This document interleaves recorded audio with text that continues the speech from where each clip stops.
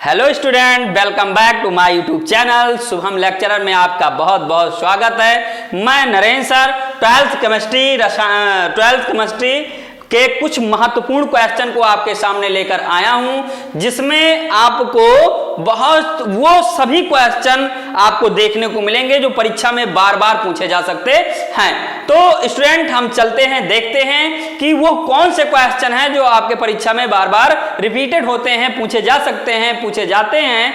देखिए, फर्स्ट हमारा जो क्वेश्चन है, देखिएगा, इस क्वेश्चन को देखने से पहले आप लोग वीडियो को लाइक कर दीजिए, चैनल को सब्सक्राइब कर दीजिए और शेयर कर दीजिए।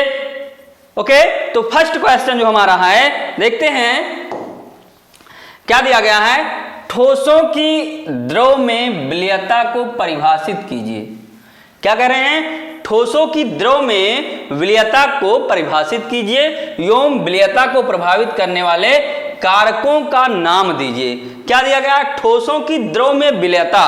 अब द्रव है कोई, मान लीजिए क्या है ये, इसमें पानी फिल है, ठीक, क्या है इसमें पानी फिल है।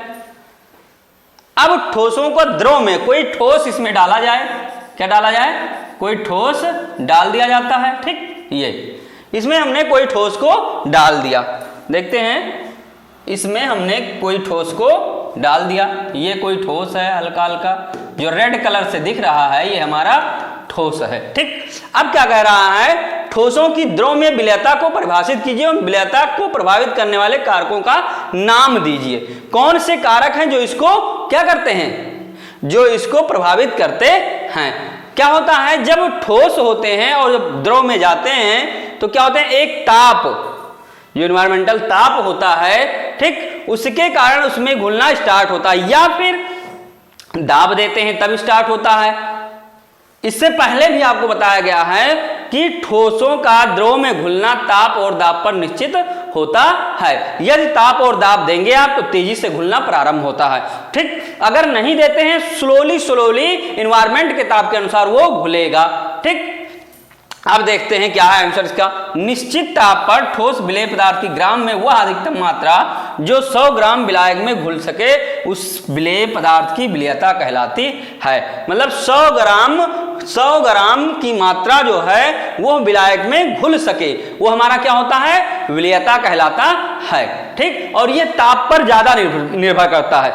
अगर आप ताप देते हैं तो तेजी से घुलना स्टार्ट हो जाता है। जैसे अभी यहां एग्जांपल में देख लिए, चीनी और पानी का विलयन, ठीक। चीनी जब पानी में घुलता है क्या होता है? चीनी जो है, ये ठोस जो है आपका, ये मान लीजिए चीनी है, शुगर है, और ये वाटर है, क्या है? जल है, ठीक। तो क्या है? चीनी और पानी, चीनी और जल को जब आपस में मिलाते हैं, इसमें चीनी को डाल देंगे यदि, तो क्या होगा? इसका जो कंसंट्रेशन है वो क्या होगा? यदि चीनी की मात्रा ज्यादा हो गई पानी की मात्रा से तो वो जल्दी घुलेगा नहीं, ठीक। लेकिन यदि विलायक की मात्रा ज्यादा है तो चीनी थोड़ा सा डाल देते हैं तो कुछ समय पश्चात वो धीरे धीरे क्या होता है? गलित होना आरंभ कर देता है, गलित होना शुरू कर देता है, ठीक। अब क्या होता है? धीरे धीरे 100 ग्राम की मात्रा उस विलायक में घुल जाती है। मान लीजिए 1 लीटर पानी है, ये 1 लीटर का पानी है, 1 लीटर यहां लिख लीजिए, और 100 ग्राम हमने चीनी डाला तो आराम से क्या हो सकता है? घुल जाता है। तो घुलने की जो प्रोसेस है उसकी विलयता कहलाती है, ठीक। अब क्या देखते हैं, प्रभावित करने वाले कारक का नाम दीजिए। प्रभावित करने वाले कारक हमारे क्या हो जाएंगे? अभी हमने बताया है प्रभावित करने वाले जो कारक हैं वो हो जाएंगे ताप दाब। क्या हो जाएंगे? ताप दाब और उत्प्रेरक। एक और लिख लीजिए, उत्प्रेरक। यदि हम ताप को बढ़ाएंगे तो चीनी की मात्रा जो गलने की दर है वो क्या होगी? बढ़ जाएगी, ठीक। यदि दाब देंगे तो भी और ज्यादा बढ़ जाएगी, क्योंकि जो ठोस के अणु, आयन या परमाणु होते हैं वो क्या होते हैं? कंप्रेस्ड हो जाते हैं। क्या होते हैं? दाब लगने से, बल लगाने से दाब बढ़ता है, तो दाब बढ़ेगा जैसे जैसे तो विलयता बढ़ जाएगी, ठीक। या उत्प्रेरक कोई दे देते हैं हम, नीचे से क्या दे दिए? अग्नि दे दिए, नीचे से गर्म करने लगे, ठीक। तो जब गर्म करने लगेंगे तो वो तेजी से और गलना स्टार्ट हो जाता है। तो प्रभावित करने वाले कारक कौन कौन हो गए? ताप, दाब, उत्प्रेरक। ठीक, अलग अलग, ताप अलग है, दाब अलग है, उत्प्रेरक अलग है। ठीक, अब नेक्स्ट क्वेश्चन हमारा जो है देखते हैं,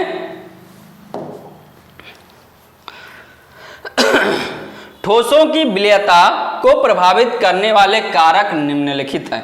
क्या क्या दिया गया है? विलेय एवं विलायक की प्रकृति। ठीक, यहाँ प्रभावित करने वाले कारक दिए गए हैं। ताप का प्रभाव, दाब के प्रभाव के कारण द्रव में गैस की विलयता कमी आ जाती है। ताप के प्रभाव के कारण द्रव में गैस की विलयता में कमी आ जाती है, जिसके कारण से द्रव में ठोस जल्दी घुल जाते हैं। जब गैस की कमी आ जाएगी विलयता में तो गैस हट जाएगा वहां से, तो विलयता बढ़ जाती है। ये चीज दिया गया। विलेय एवं विलायक की प्रकृति, ये भी मोस्ट इंपॉर्टेंट है। क्या? विलेय एंड विलायक की प्रकृति। क्या दिया गया है? विलेय एंड विलायक की प्रकृति भी दिया गया है। अगर मान लीजिए अब आप कहेंगे कि पानी ले लिए और क्या ले लिए? बालू ले लिए, सैंड। पानी और बालू अगर ले लेते हैं तो क्या ये घुलेगा? तब कहाँ घुलेगा? जब इसकी प्रकृति ही नहीं है घुलने की, तो ये घुल नहीं पाएगा, उसके कण उसमें घुल नहीं पाएंगे। इसलिए विलेय और विलायक की प्रकृति पर निर्भर करता है ताप का प्रभाव, दाब का प्रभाव, उत्प्रेरक। इन 3-4 बातों को आप विशेष ध्यान रखिए। पहला ताप, दाब और उत्प्रेरक, विलेय और विलयता का जो प्रकृति है ये भी इसमें शामिल कर लीजिए। ठीक, ये हो गया आपका फर्स्ट क्वेश्चन। दूसरा क्वेश्चन देखते हैं, क्या दिया गया है? साधारणतया किसी विलायक में विलेय को घोलने पर उसका क्वथनांक बढ़ जाता है, क्यों? क्या होता है? साधारणतः किसी विलायक में विलेय को घोलने पर उसका क्वथनांक बढ़ जाता है, क्यों? आपके सामने फिगर दिया गया है, देखिएगा। क्योंकि अवाष्पशील विलेय पदार्थ को विलायक में घोलने पर विलयन का वाष्प दाब विलायक की तुलना में कम हो जाता है। वाष्प दाब विलायक की तुलना में कम हो जाता है। जैसे मान लीजिए, इसको ना समझिए, यहां देखिए, ये है आपके सामने, क्या है? कोई विलयन है।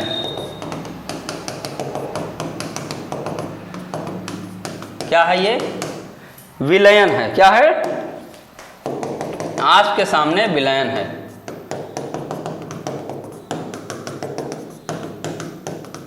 ठीक, ये हो गया। क्या दिया गया है? विलयन दिया गया है, जिसमें क्या है, हम क्या कह रहे हैं, ये विलायक में ये जो रेड कलर से है आपका, इसे हम बोलते हैं विलायक। क्या बोलेंगे? विलायक। रेड कलर वाले को विलायक बोलेंगे, और जो ये दूसरा कलर है इसे हम बोलते हैं अवाष्पशील पदार्थ। क्या बोलेंगे? अवाष्पशील पदार्थ। अवाष्पशील पदार्थ। ठीक, यही तो कह रहा है क्वेश्चन। विलायक में विलेय को घोलने पर उसका क्वथनांक बढ़ जाता है। क्या कह रहा है? विलायक में विलेय को घोलने पर उसका क्वथनांक बढ़ जाता है। कोई विलायक है जो कोई विलेय है, हमने लिया और उसको घोल दिया, अवाष्पशील पदार्थ को हमने इसमें घोल दिया। ठीक, तो इसका क्वथनांक बढ़ने का जो कारण है वो बताया जा रहा है। क्या है? क्योंकि अवाष्पशील विलेय पदार्थ को विलायक में घोलने पर विलयन का वाष्प दाब विलायक की तुलना में कम हो जाता है। जब ये जाएगा इसमें तो इसका दर क्या होगा? दर क्या होगा? धीरे धीरे ऊपर उठने के बजाय, या क्या होगा, ऊपर उठने के बजाय कम होता चला जाएगा। वायुमंडलीय दाब के बराबर कर देता है। ये जैसे बाहर निकलना होता है तो ये वाष्पशील पदार्थ ही क्या करता है, इसको दबा देता है। ठीक, या यूं समझिए आप एक बार फिर से, साधारणतया किसी विलायक में विलेय को घोलने पर उसका क्वथनांक बढ़ जाता है, क्यों? क्योंकि अवाष्पशील विलेय पदार्थ को विलायक में घोलने पर विलयन का वाष्प दाब विलायक की तुलना में कम हो जाता है। विलायक की तुलना में क्या होता है? कम हो जाता है, जिससे विलयन के वाष्प दाब को वायुमंडलीय दाब के बराबर करने के लिए और अधिक ताप की आवश्यकता होती है, इसलिए क्वथनांक बढ़ जाता है। कहने का मीन्स ये है, जब हम एक वाटर भरा टैंक लेते हैं, पात्र लेते हैं, ठीक, ये ये वाटर भरा पात्र हमने लिया, ठीक। अब इसमें हमने अवाष्पशील मैटर कोई विलेय घोल दिया, कोई विलेय इसमें मिक्स कर दिया, ठीक। हमने कोई विलेय इसमें जब मिक्स कर दिया तो क्या होगा, जब इसका वाष्प दाब जो है विलायक की तुलना में क्या होगा, कम हो जाता है, ठीक। और जिससे वायुमंडलीय दाब जो है, ये वायुमंडलीय दाब जो है, वायुमंडलीय दाब क्या होता है, वाष्प दाब के बराबर हो जाता है। इसलिए हमें ताप की और आवश्यकता होती है। जब वायुमंडलीय दाब क्या होता है, वाष्प दाब के बराबर हो जाएगा, ठीक, वाष्पित होने की दर कम हो जाएगी, तो वायुमंडलीय दाब के जब बराबर हो जाएगा तो नीचे से हमें ताप देना पड़ेगा, तभी तो ये ऊपर बढ़ेगा, इसका वाष्प दाब बढ़ेगा, नहीं तो कहां बढ़ पाएगा ये, ठीक है। इसी कारण क्या होता है, ये इसका क्वथनांक बढ़ जाता है। अरे ऐसे ही मान लीजिए आप सिंपल सा अपने गांव में भी देखे होंगे, यदि हम क्या करते हैं, पानी में चीनी को घोलते हैं, क्या करते हैं, पानी को चीनी में घोलते हैं, घोलने के बाद क्या होता है, जब उसको एक स्टिक से या डंडे से घुमाते हैं या किसी और मैटर से घुमाते हैं, ठीक, तो क्या होता है, घुलता है। लेकिन जब और चीनी उसमें डालते हैं तो क्या होता है, घुलने की प्रक्रिया कम हो जाती है। तब क्या करते हैं हम, उस वायुमंडलीय दाब को वाष्प दाब के बराबर करना होता है, नीचे से ताप देना पड़ता है। जब नीचे से ताप देंगे तो उसके जो विलेय के जो अणु हैं वो क्या होंगे, इधर उधर भागने लगेंगे, भागेंगे तो ऑटोमेटिक घुलने का प्रोसेस बढ़ जाता है, ठीक। इसलिए क्वथनांक को बढ़ाना पड़ता है। अगर क्वथनांक आप बढ़ाएंगे नहीं तो क्या होगा, वो बढ़ेगा, विलेयता बढ़ेगी नहीं, ठीक। तो क्वेश्चन हमारा हो गया, देखिएगा, साधारणतया किसी विलायक में विलेय को घोलने पर उसका क्वथनांक बढ़ जाता है। इसलिए हम इसमें जब भी कोई अवाष्पशील मैटर डालते हैं, क्या होता है, जब अवाष्पशील मैटर को डालते हैं तो वायुमंडलीय दाब इस वाष्प दाब के बराबर हो जाता है। इसलिए नीचे से हमें क्या करना, ताप को बढ़ाना पड़ता है। सिंपल सी बात यही है, ठीक। नेक्स्ट क्वेश्चन हमारा देखिएगा, नेक्स्ट क्वेश्चन, किसी विद्युत अपघट्ट के प्रतिरोध के माप में प्रत्यावर्ती धारा को क्यों प्रयुक्त करते हैं। क्योंकि CuSO4 विद्युत अपघट्ट में प्रत्यावर्ती धारा का प्रयोग करते हैं, जिससे विलयन में आयनों की सांद्रता स्थिर रहे। क्या रहे, विलयन में आयनों की सांद्रता स्थिर रहे, इसलिए हम विद्युत अपघट्ट में प्रत्यावर्ती धारा का प्रयोग करते हैं। प्रत्यावर्ती धारा का मतलब AC, ठीक, अल्टरनेट करंट, प्रत्यावर्ती धारा का प्रयोग करते हैं, ठीक। नेक्स्ट क्वेश्चन हमारा,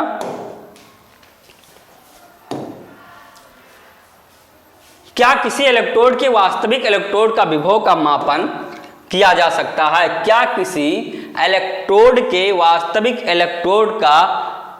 इलेक्ट्रोड विभव का मापन किया जा सकता है, नहीं। आंसर हमारा क्या आएगा, नहीं, ठीक। क्यों, हम केवल दो इलेक्ट्रोडों के मध्य विभव में अंतर ज्ञात कर सकते हैं। जब तक दो इलेक्ट्रोड नहीं रहेंगे तो हम अंतर कैसे स्पष्ट कर सकते, अंतर ही नहीं स्पष्ट कर पाएंगे। इसका कारण यह है कि जब हम ऑक्सीकरण और अपचयन की क्रिया पाएंगे ही नहीं, पता ही नहीं चलेगा, तो इलेक्ट्रॉन कहाँ जाते हैं, कौन रिसीव करता है, ठीक, कौन देता है, पता ही नहीं लगेगा, तो हम कैसे इलेक्ट्रोड विभव का मापन कर सकते हैं, ठीक। इसलिए कहा गया है कि ऑक्सीकरण तथा अपचयन अकेले नहीं हो सकता है। एक इलेक्ट्रोड पर ना तो ऑक्सीकरण अकेले हो जाएगा, ना अपचयन अकेले हो जाए। इसलिए हम विलयन में दो इलेक्ट्रोडों का प्रयोग करते हैं। क्या करते हैं, विलयन में दो इलेक्ट्रोडों का प्रयोग करते हैं, एक पर ऑक्सीकरण की क्रिया, दूसरे पर अपचयन की क्रिया होती है। अगर अकेला इलेक्ट्रोड होगा तो अकेले इलेक्ट्रोड में कभी भी उसका मापन विभव का नहीं कर सकते हैं। ओके, नेक्स्ट क्या है, देखिएगा, किसी गैल्वेनिक सेल का विद्युत विभव 1.1 वोल्ट है। यदि सेल में 1.1 वाई का विपरीत विभव जोड़ दें तो सेल अवक्रिया सेल में प्रवाहित धारा पर क्या प्रभाव पड़ेगा। अरे भाई, जाहिर सी इसमें बात है, जब 1.1 वोल्ट है, इस सेल में 1.1 वोल्ट का विपरीत विभव हम भेज देते हैं। 1.1 वोल्ट का कोई है, ठीक, सेल का विद्युत विभव, अगर हम माइनस इसमें डाल देंगे, क्या डाल देंगे, इसमें लाकर फिर से माइनस डाल देंगे, तो दोनों क्या हो जाएंगे, उदासीन हो जाएंगे, शून्य हो जाएगा। तो कहां प्रत्यावर्ती धारा निकलेगी, धारा बहेगी नहीं। तो आंसर इसका देखते हैं हम, आंसर क्या है, सेल अवक्रिया पूर्णतया रुक जाएगी। क्या होगी, सेल अवक्रिया क्या होगी, पूर्णतया रुक जाएगी तथा सेल में कोई भी धारा प्रवाहित नहीं होगी, क्योंकि जितना पहले वोल्ट क्या है, किसी गैल्वेनिक सेल का विद्युत वाहक बल 1.1 वोल्ट है, यदि उसमें सेल में 1.1 वोल्ट का विपरीत भी हो, अगर हम -1.1 अगर यहाँ से भेजने लगेंगे तो -1.1 और +1.1 दोनों क्या हो जाएंगे, उदासीन हो जाएंगे और ये धारा प्रवाहित नहीं होगी। ठीक, आगे देखिए।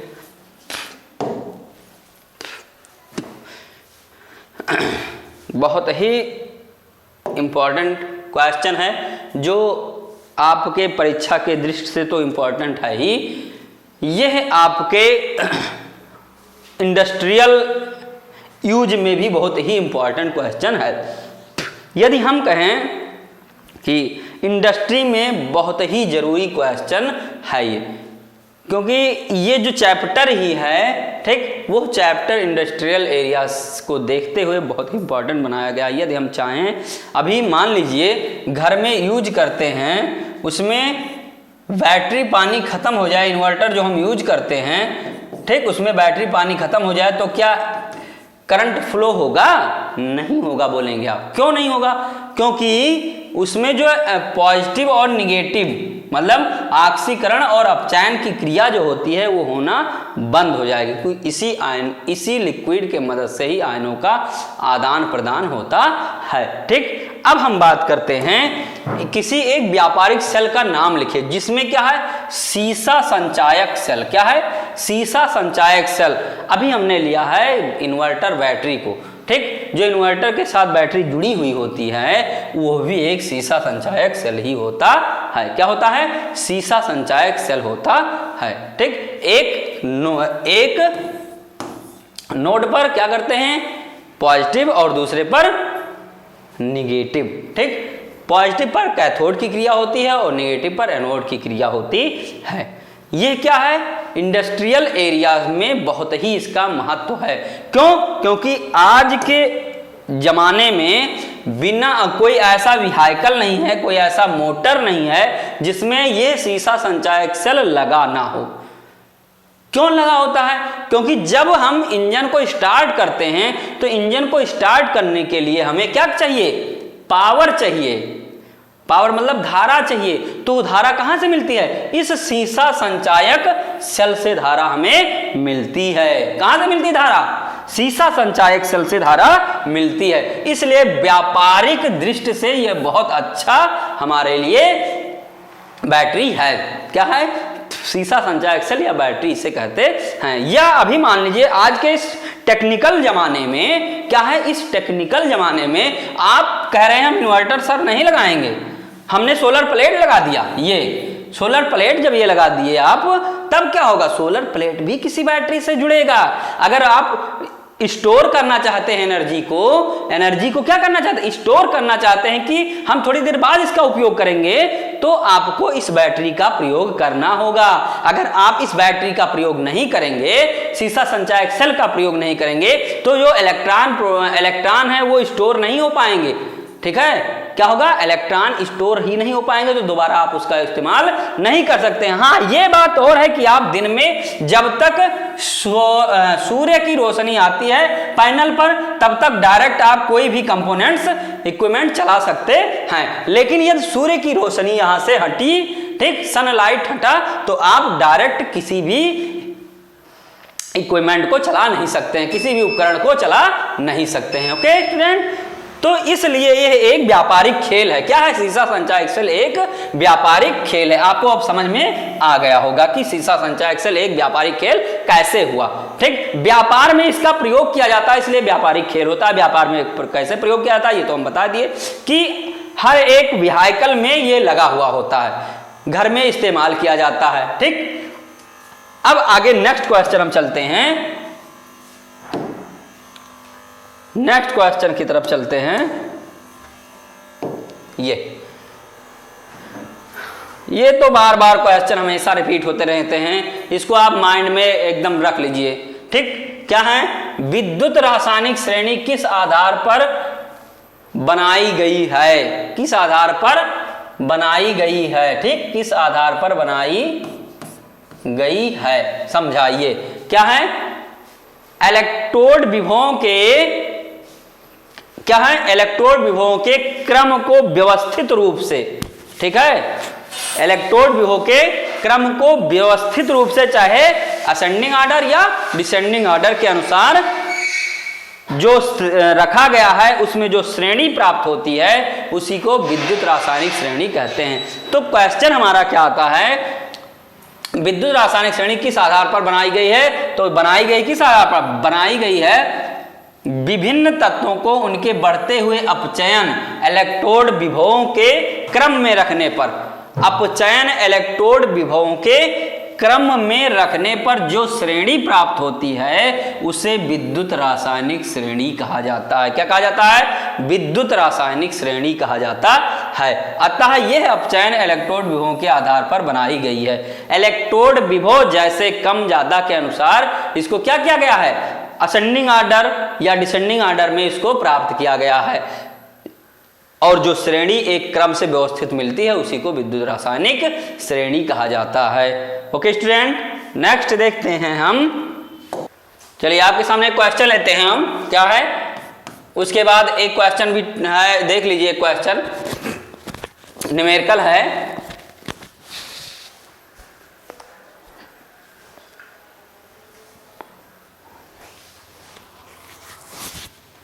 चलिए एक क्वेश्चन है, आप देखिएगा, 0.25 n मतलब नॉर्मलता, n मतलब नॉर्मलता,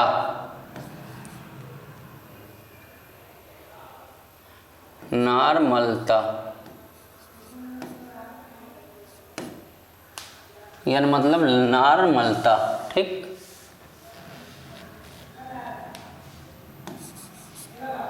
0.25 आग्यालिक अम्ल विलयन की मोलरता ज्ञात कीजिए। क्या करना है, मोलरता ज्ञात करना है, जिसमें दिया गया C = 12, O = 16, H = 1, ठीक। तो विलयन की मोलरता ज्ञात करना है, ठीक। तो विलयन की नॉर्मलता बराबर होता है, विलयन की मोलरता बराबर विलयन की नॉर्मलता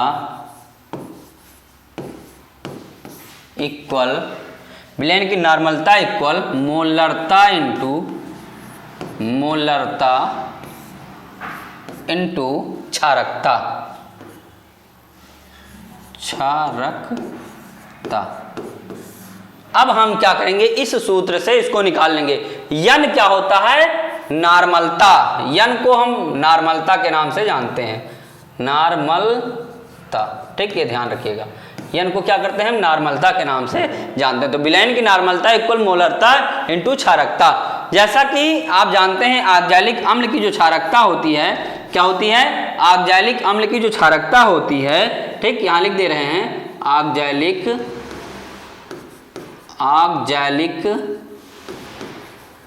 अम्ल की क्षारकता, आग्यालिक अम्ल की क्षारकता कितनी होती है, 2 होती है, ठीक। कितनी होती है, आग्यालिक अम्ल की क्षारकता 2 होती है, ठीक। अब देखिएगा विलयन की नॉर्मलता बराबर मोलरता इंटू क्षारकता। नॉर्मलता हमारा दिया गया है 0.25 इक्वल मोलरता निकालना है, तो मोलरता को मोलरता ही रखते हैं, ठीक, इंटू क्षारकता कितना है 2। अब क्या हो जाएगा, मोलरता इक्वल, अगर हम क्या करेंगे, इससे गुणांक में है तो इधर लाएंगे तो क्या हो जाएगा, 0.25/2 इक्वल मोलरता, ठीक, क्या हो जाएगा, मोलरता। अब इसको इससे भाग दे दीजिए, हमारा मोलरता निकल आएगा, कितना आ जाएगा, देखिएगा, 2 1 जा 2, 2 2 जा 4, ठीक, 2 5 जा 10, ये हमारा आ गया मोलरता m, क्या आ गया, मोलरता, ये हमारा आंसर हो जाएगा, क्या हो जाएगा, ये मोलरता हो गया। यही क्वेश्चन पूछ रहा था कि 0.25 n आग्यालिक अम्ल की विलयन की मोलरता ज्ञात कीजिए, ठीक। आग्यालिक अम्ल का सूत्र जानते हैं, आग्यालिक अम्ल का सूत्र COOH, ठीक। या ऊपर एक COH लगा दीजिए, कोई दिक्कत नहीं, वो एक ही बात है। ठीक, अब क्या होता है, ये अगर आपको फार्मूला लर्न है तो आप लगा सकते हैं। ठीक, क्या है, विलयन की नॉर्मलता बराबर मोलरता इंटू क्षारकता। अब विलयन की हमें नॉर्मलता पता है 0.25 इक्वल मोलरता इंटू क्षारकता 2 है। ठीक, अब क्या हो जाएगा, मोलरता इसको इधर ले आएंगे 2 को, और कितना आ जाएगा 0.2 m, क्या आ जाएगा 0.125 m, क्या आ जाएगा 125 m, यहां लिख दीजिए ऐसे। मोलरता को कैपिटल M से डिनोट करते हैं, या मोल प्रति लीटर क्या करते हैं, या मोल प्रति लीटर क्या करते हैं, या मोल प्रति लीटर भी लिख सकते हैं। क्या लिख सकते हैं, मोल प्रति लीटर भी लिख सकते हैं। ठीक, ये हमारा मोलरता हो जाएगा। ओके स्टूडेंट, आपके सामने न्यूमेरिकल आप लगा लीजिएगा, बहुत ही महत्वपूर्ण क्वेश्चन है ये 1 नंबर में आपके बोर्ड पेपर में बार बार पूछे जा सकते हैं, पूछे जा सकने वाले क्वेश्चन होते हैं। ठीक, चलिए आगे देखिए। चलिए आपके सामने एक क्वेश्चन लिख दे रहे हैं हम, इस क्वेश्चन को भी देखते लेते हैं। ये न्यूमेरिकल बहुत ही इंपॉर्टेंट है। क्या है, ये न्यूमेरिकल आपके परीक्षा के दृष्टि से इंपॉर्टेंट है, इसलिए हम इसको आज करवाए दे रहे हैं। ठीक, क्या है देखते हैं। यदि 22 ग्राम बेंजीन में 122 ग्राम कार्बन टेट्राक्लोराइड घुली हो तो बेंजीन और कार्बन टेट्राक्लोराइड के द्रव्यमान प्रतिशत की गणना कीजिए। क्या करना है, यहाँ द्रव्यमान प्रतिशत की गणना करना है। तो सबसे पहले हम ये जानेंगे द्रव्यमान प्रतिशत होता क्या है। द्रव्यमान प्रतिशत बराबर होता है, यहाँ देख लीजिए, द्रव्यमान क्या होता है, द्रव्यमान प्रतिशत बराबर एक अवयव का द्रव्यमान, अवयव का द्रव्यमान अपान विलयन का द्रव्यमान, विलयन का द्रव्यमान। ठीक, इंटू 100 क्या हो जाएगा, एक अवयव का द्रव्यमान अपान विलयन का द्रव्यमान। विलयन में उपस्थित जो अवयव होते हैं उनका द्रव्यमान अपान विलयन का द्रव्यमान इंटू 100, क्योंकि प्रतिशत निकाल रहे हैं तो इंटू 100 करना होगा। ठीक, ये तो हो गया हमारा द्रव्यमान प्रतिशत का सूत्र। ठीक, अब हम देखते हैं यदि 22 ग्राम बेंजीन में 122 ग्राम कार्बन टेट्राक्लोराइड घुली हो तो क्या हो जाएगा। सबसे पहले हम देखेंगे विलयन कौन सा हमारा है, विलयन की मात्रा कितनी हो गई। तो हम जानते हैं विलयन की जो मात्रा होती है क्या होती है, वो होती है विलेय प्लस विलायक। क्या होती है, विलेय प्लस विलायक। तो हमारा विलेय प्लस विलायक क्या हो जाएगा, विलयन हो जाएगा।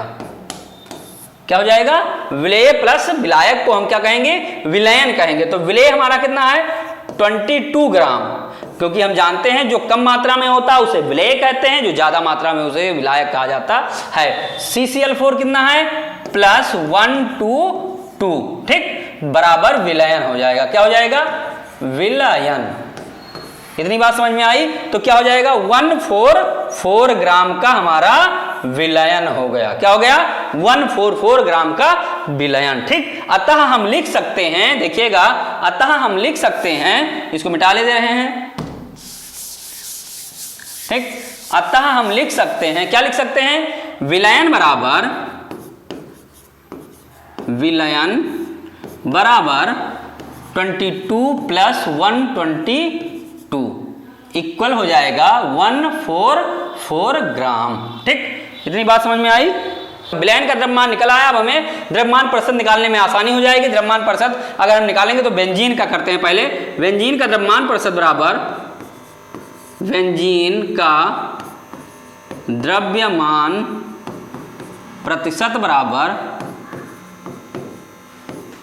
क्या हो जाएगा, बेंजीन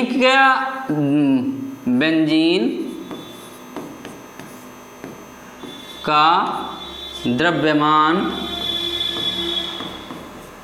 बटा विलयन का द्रव्यमान, विलयन का द्रव्यमान।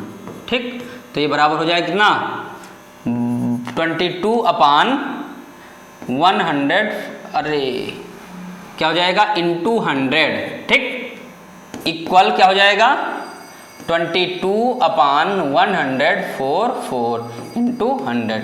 यदि हम इसको सॉल्व करेंगे तो हमारा आंसर जो आएगा वो आंसर आएगा, क्या आएगा आंसर, जब हम इसको सॉल्व करेंगे तो आंसर क्या आएगा 2 1 जा 2 और 2 1 जा 2, 2 7 जा 4, 2 2 जा 4। ठीक, अब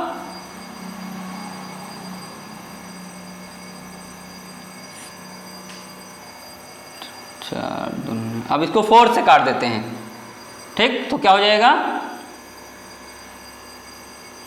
4 1 जा 4, 3 8 जा 32 या 18 चौक 72 ऐसे कर लीजिए, और 4 5 100 तो कितना आ गया 25/18। ठीक, क्या गया 25/18 इक्वल क्या आ जाएगा, अब इसको भाग दे दीजिए,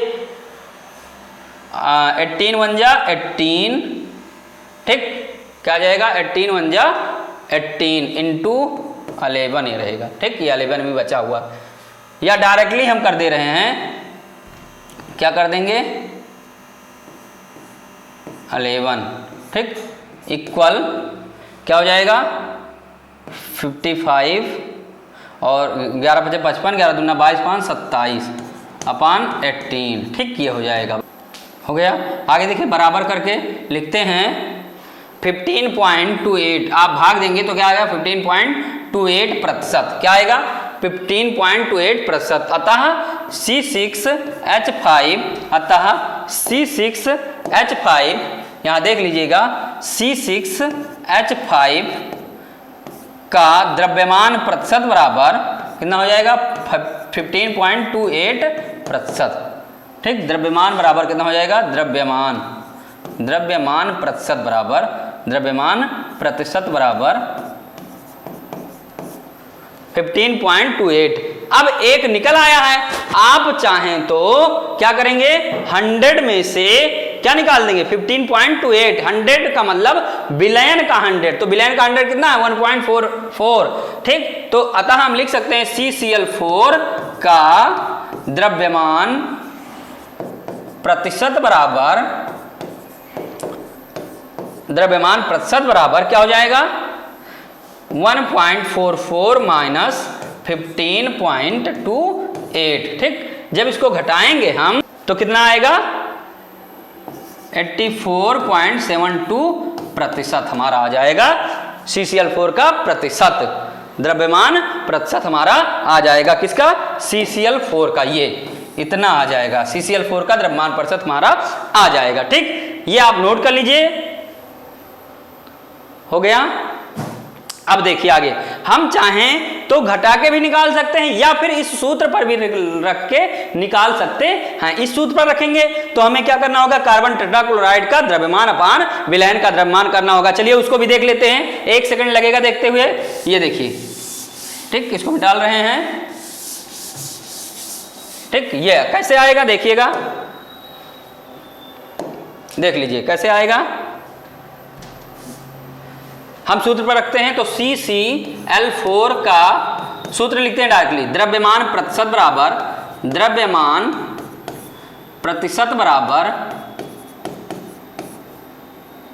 प्रतिशत बराबर क्या हो जाएगा CCl4 का द्रव्यमान, ठीक, ये अपान विलयन का द्रव्यमान, ठीक, क्या हो जाएगा विलयन का द्रव्यमान इंटू 100।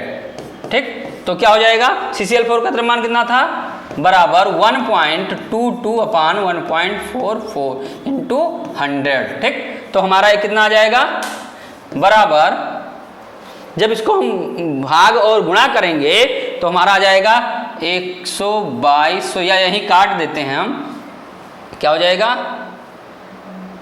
4 से काट दें, 4 तिहाई 12, 2 14, 4 छक 24 और 25 चौका 100, ये आ गया। ठीक, क्या आ गया, और 4 इसको काट दे रहे हैं 2 से, 2 अट्ठाइयाँ 36 और 2 छक 12, 2 एकम 2। ठीक, तो 2 छक 12, 2 एकम 2, तो कितना आ गया 61 इंटू 25/18। ठीक, 61 इंटू 5/18 या यहां लिख दे रहे हैं क्या जाएगा 61 इंटू 2/18 जब इसको मल्टीप्लाई करेंगे तो कितना आ जाएगा 84.72% वही आ जाएगा। ठीक, क्या आ जाएगा CCl4 का द्रव्यमान प्रतिशत बराबर हो जाएगा कितना 8.4 ये हो गया 84.72 और 15.28 को जोड़ लेंगे तो 100% आपका आ जाएगा। ठीक, ये हमारा क्वेश्चन जो बहुत ही बार पूछे गए हैं, कुछ है नहीं इसमें, केवल आपको करना द्रव्यमान प्रतिशत का सूत्र लगाना है, एक अवयव का द्रव्यमान अपान विलयन का द्रव्यमान कर देना इनटू 100। तो एक अवयव का द्रव्यमान हमें पता है कितना होता है, दिया गया है यहाँ, एक अवयव का द्रव्यमान 22 ग्राम है और दूसरे अवयव का 125 ग्राम है। ठीक, तो 122 पर और 22 पर आप द्रव्यमान प्रतिशत निकाल सकते हैं। ऐसे द्रव्यमान प्रतिशत के चाहे जो क्वेश्चन आएंगे आपको लगा ले जाएंगे। ठीक, दैट्स ऑल स्टूडेंट, इसका स्क्रीनशॉट ले लीजिए। Okay, thank you, that's all.